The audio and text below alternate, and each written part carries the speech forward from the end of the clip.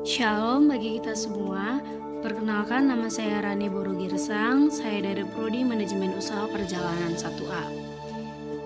Di sini saya akan menjelaskan sedikit tentang hubungan iman Kristen dan budaya yang dipimpin oleh Ibu Lydia De Vega Sipayung.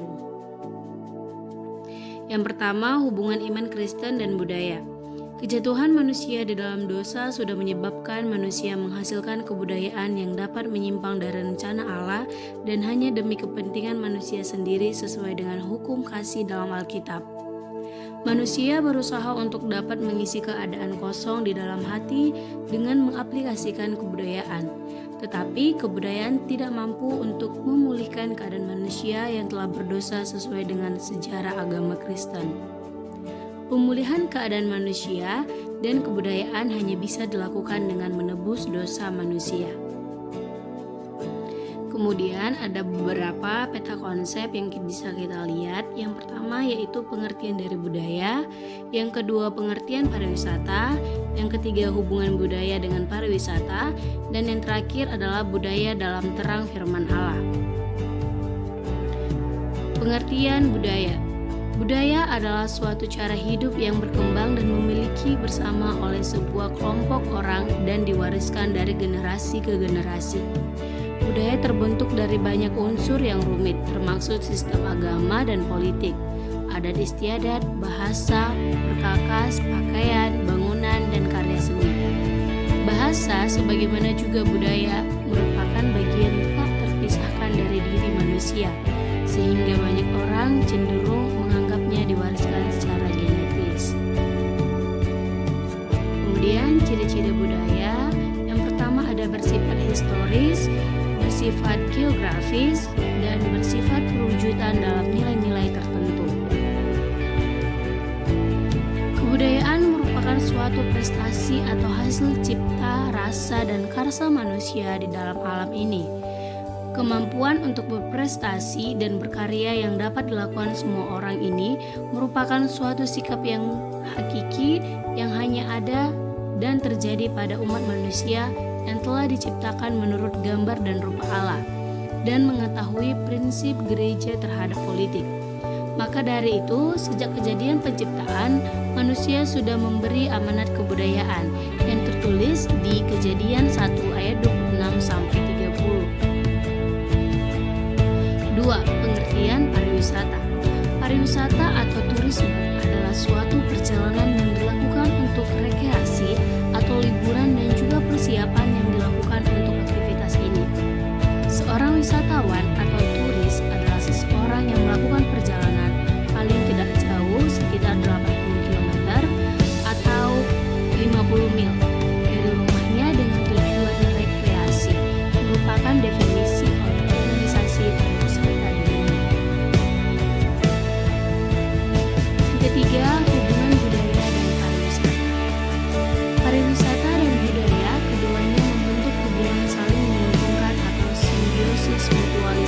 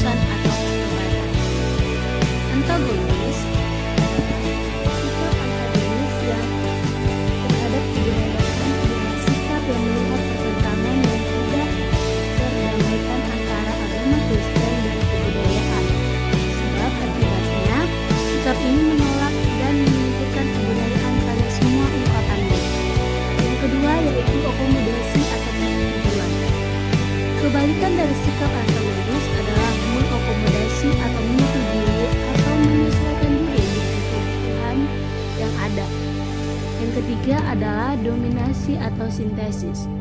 Dalam gereja yang mendasari ajarannya, pada teologi Thomas Aquinas, ia menganggap bahwa sekalipun kejatuhan manusia ke dalam dosa telah membuat citra ilahi merosot pada dasarnya, manusia tidak jatuh total. Manusia masih memiliki kehendak bebas yang mandiri. Yang keempat yaitu dualisme atau pengutuban. Yang dimaksud dengan sikap dualisme adalah kebudayaan ialah pendirian yang hendak memisahkan iman dari kebudayaan Allah. Yang terakhir adalah pengudusan atau pertobatan. Sikap pengudusan adalah sikap yang tidak menolak namun tidak juga menerima, tetapi sikap keyakinan yang teguh bahwa kejatuhan manusia ke dalam dosa tidak menghilangkan kasih Allah atas manusia. Nah, di sini ada kebudayaan dalam Alkitab. Yang pertama ada tugas kebudayaan, yang kedua tujuan kebudayaan, dan yang ketiga adalah kuasa dosa dan iblis dalam kebudayaan. Yang pertama, mari kita bahas tugas kebudayaan. Allah memberikan tugas kebudayaan kepada manusia. Dalam Alkitab disebutkan bahwa Allah menciptakan manusia menurut gambar dan serupa dengan Allah, yaitu tertulis dalam Kejadian 1 ayat 26-27. Artinya, pada dasarnya manusia memiliki gambar seorang pencipta. Selanjutnya, dalam hubungan yang sangat erat dengan penciptaan manusia, menurut gambar Allah itu, diberikannya kepada manusia tugas kebudayaan, yakni takluklah dan perintahkanlah bumi, yang terdapat di Kejadian 1 ayat 28. Jadi, manusia menerima suatu mandat dari Allah, dan mandat itu adalah mandat kebudayaan. Lebih jelas, disebutkan bahwa Tuhan Allah mengambil manusia itu dan menempatkannya dalam Taman Eden untuk mengusahakan dan memelihara taman itu, yang terdapat di ayat Kejadian 2 ayat 15. B. Tujuan kebudayaan. Di samping tugas kebudayaan yang mulia itu, Tuhan juga memberikan tujuan kebudayaan kepada manusia untuk dicapai. Tujuan ideal dari kebudayaan terlihat dalam ungkapan pemazmur, yaitu Mazmur 150, yang menekankan bahwa tujuan manusia adalah untuk memuji Tuhan dengan seruan pujilah Allah dalam tempat kudusnya, yaitu ayat 1.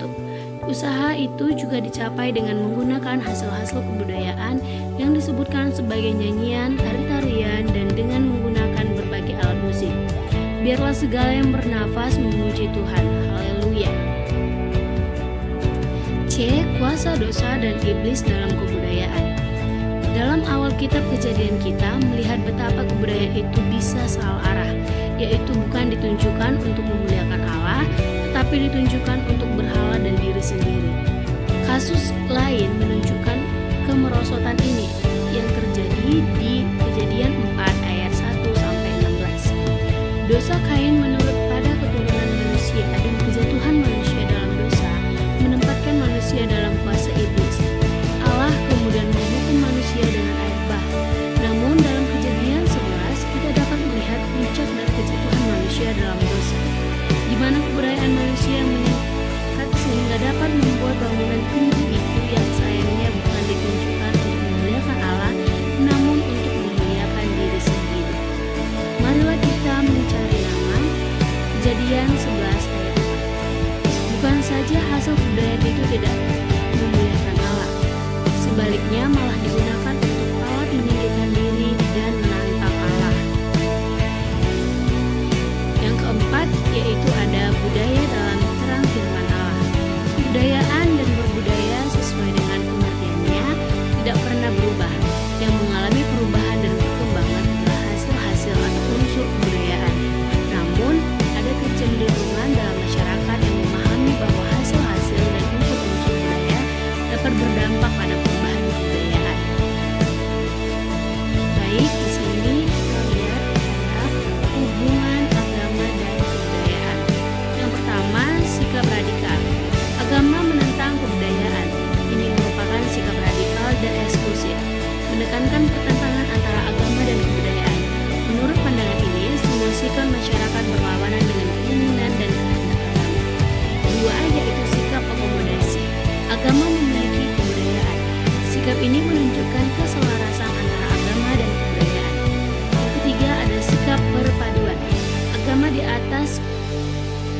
agama di atas merupakan sebuah kebudayaan. Sikap ini menunjukkan adanya suatu keterkaitan antara agama dan kebudayaan. Hidup dan kehidupan manusia harus terarah pada tujuan ilahi dan insani. Manusia harus mempunyai dua tujuan sekaligus. Dan yang terakhir adalah sikap pembaharuan. Agama memperbarui kebudayaan. Sikap ini menunjukkan bahwa agama harus memperbarui masyarakat dan segala sesuatu yang bertalian dalamnya. Hal itu bukan bermakna memperbaiki dan membuat pengertian kebudayaan yang baru, melainkan memperbarui hasil kebudayaan.